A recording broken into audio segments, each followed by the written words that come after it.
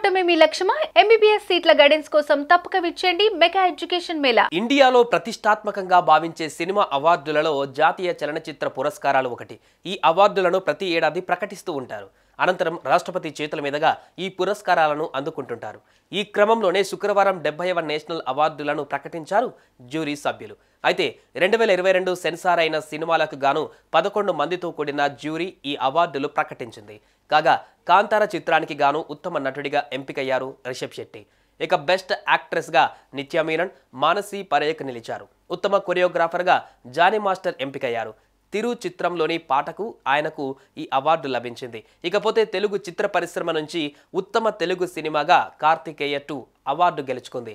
ఈ క్రమంలోనే ఈ మూవీ హీరో నిఖిల్ తాజాగా సోషల్ మీడియా ద్వారా స్పందించి ఆనందాన్ని వ్యక్తం చేశారు.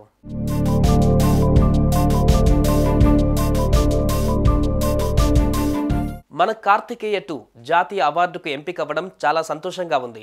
ఆ ఆనందాన్ని మీతో పంచుకోవడానికి మీ ముందుకు వచ్చానని నిఖిల్ తెలిపాడు.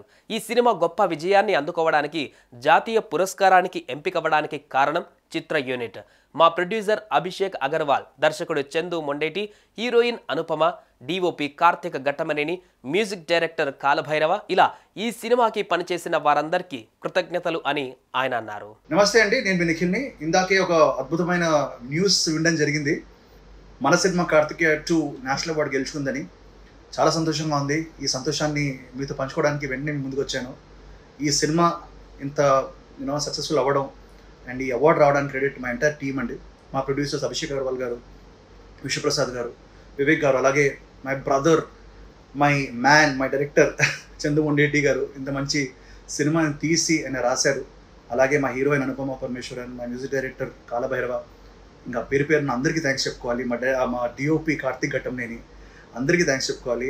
చిన్నపిల్లల నుంచి పెద్దవాళ్ళు అందరూ చూసిన సినిమా ఇది. అలాగే దేశవ్యాప్తంగా చాలా భాషల్లో రిలీజ్ అయ్యి చాలా మంచి సక్సెస్ సాధించింది.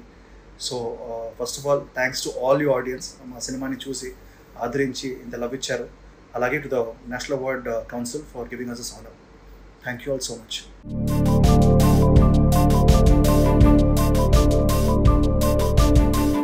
ఇంతేకాకుండా ఈ మూవీని ఇంత పెద్ద హిట్ చేసి జాతీయ అవార్డుకు కారణమైన ప్రేక్షకులకు థ్యాంక్స్ అంటూ నిఖిల్ సంతోషాన్ని పంచుకున్నారు.